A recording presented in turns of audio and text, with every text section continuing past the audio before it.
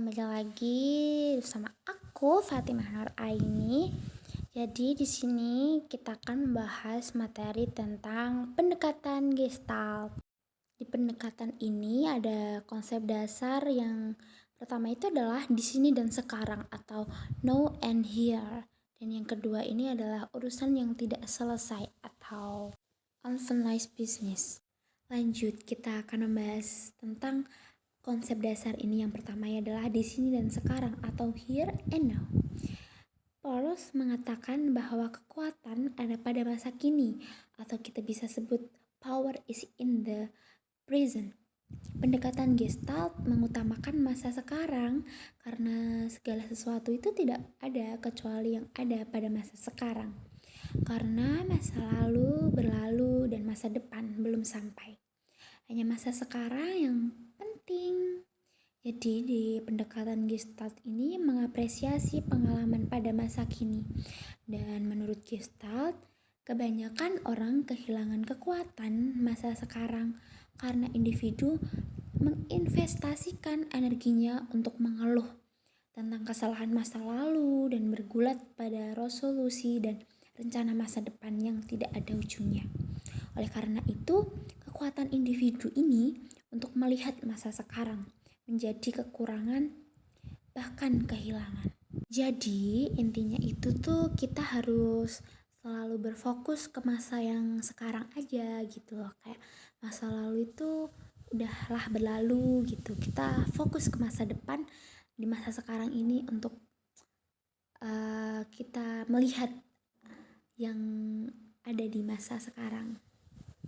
Dan jangan berpacu pada masa lalu yang kelam dan selalu mengingat-ingat yang tidak pasti atau mengingat-ingat hal-hal negatif yang membuat psikis kita jadi ikut kena gitu. Selanjutnya itu adalah materi yang kedua, itu adalah urusan yang tidak selesai atau unfinished business. Urusan yang tidak selesai itu adalah perasaan-perasaan yang tidak dapat diekspresikan pada masa lalu, seperti kecemasan, kesakitan, perasaan bersalah, kemarahan, dan sebagainya. Walaupun perasaan-perasaan tersebut tidak diekspresikan, namun berkaitan dengan ingatan dan fantasi.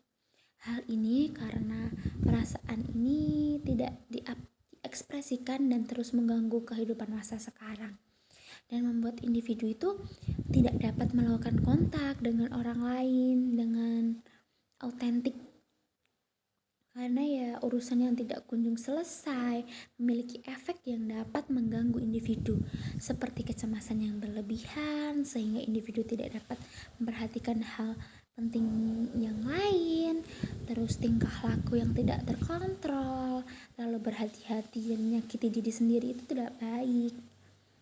Selanjutnya ini kita membahas tentang bentuk-bentuk pertahanan diri atau modes of defense.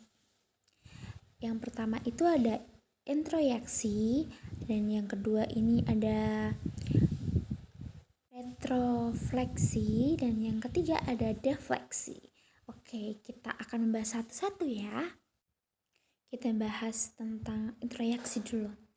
Introyeksi itu kayak memasukkan ide, keyakinan, dan asumsi tentang diri individu. Seperti apa individu seharusnya dan bagaimana individu harus bertingkah laku. Proses introyeksi memiliki beberapa efek, yaitu seperti rasa bersalah, kesempurnaan, rendah diri, ketidakmampuan menerima pujian, terus hanya untuk agresesi, terus proyeksi.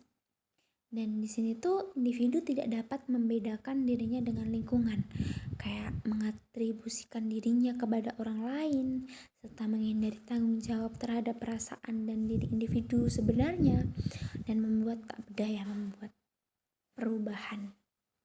Yang kedua ini adalah retrofleksi. Retrofleksi itu kayak seperti proses individu mengembalikan respon dan impuls kepada dirinya sendiri karena ia tidak dapat mengekspresikan kepada orang lain. Dia tuh kayak bingung mau ngekspresiin apa kepada orang lain gitu. Masih belum bisa mengekspresikan dirinya sendiri gitu. Dan yang ketiga ini adalah defleksi.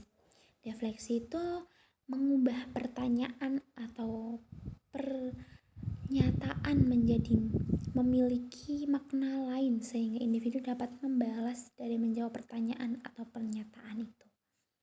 Lanjut ke tujuan konseling. Tujuan utama konseling Gestalt itu adalah membantu konseli agar berani menghadapi berbagai macam tantangan maupun kenyataan yang harus dihadapi. Ada juga tujuan yang lain seperti mencapai kesadaran atas apa yang mereka lakukan dan bagaimana mereka melakukannya. Terus yang kedua ada kemampuan untuk melakukan kontak dengan orang lain. Biasanya orang-orang yang kayak masih terbawa oleh masa lalu tuh kayak belum bisa berani ngobrol sama orang lain gitu. Jadi di pendekatan Gestalt ini bertujuan untuk melakukan kontak biar individu tuh berani melakukan kontak dengan orang lain. Dan yang ketiga itu adalah memiliki kemampuan mengenali dan menerima, mengekspresikan perasaan, pikiran, juga keyakinan diri. Jadi kayak biar semakin pede gitu di tempat umum atau berani kayak mengekspresikan kalau aku tuh lagi marah, aku lagi sedih. Tentu saja di pendekatan Gestalt ini ada proses konseling loh, yang berfokus utama konseling Gestalt itu ada terletak pada bagaimana keadaan konseli sekarang serta hambatan apa yang muncul dalam kesadarannya. Kita bisa kayak di proses konseling itu ada tahap fase pertama, fase kedua, fase ketiga, dan fase keempat. Kita bahas satu-satu ya. Yang pertama itu adalah fase pertama. Di fase pertama ini, konselor mengembangkan pertemuan konseling agar tercapai situasi yang memungkinkan perubahan-perubahan yang diharapkan pada konseli. Kayak pola hubungan yang diciptakan untuk setiap konseli itu berbeda-beda. Karena masing-masing konseli mempunyai keunikan sebagai individu serta memiliki kebutuhan yang bergantung kepada masalah yang harus dipecahkan. Kayak nggak bisa sama gitu loh konselingnya. Mungkin kayak ada yang ceria, ada yang sedih, jadi kita harus bisa memposisikan diri kita kepada konseli. Di fase kedua ini konselor juga berusaha meyakinkan dan mengkondisikan konseli untuk mengikuti prosedur yang telah ditetapkan kayak sesuai dengan kondisi konseli. Ada dua hal yang dilakukan konselor dalam fase ini, yaitu membangkitkan motivasi konseli. Konseli itu diberi kesempatan untuk menyadari ketidaksenangannya atau ketidakpuasannya. Makin tinggi kesadaran konseli terhadap ketidakpuasannya, semakin besar motivasi untuk mencapai perubahan dirinya. Sehingga makin tinggi pula keinginannya untuk bekerja sama dengan konselor.